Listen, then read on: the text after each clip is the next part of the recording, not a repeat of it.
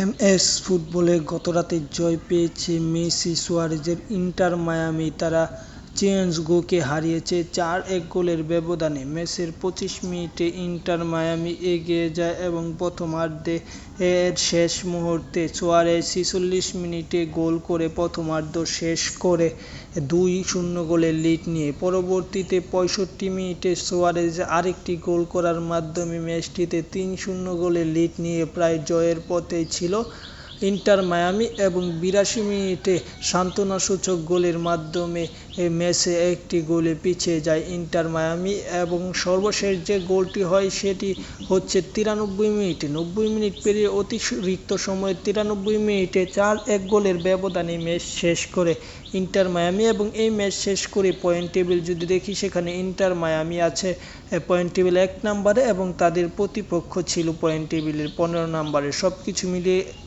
প্রতিদ্বন্দ্বীহীন একটি ম্যাচ হয়েছে বলা যায়। এই ম্যাচের একাদশে ছিলেন না মেসি। যাই হোক, চ্যানেলটি সাবস্ক্রাইব করে পাশে থাকুন। ধন্যবাদ সকলকে।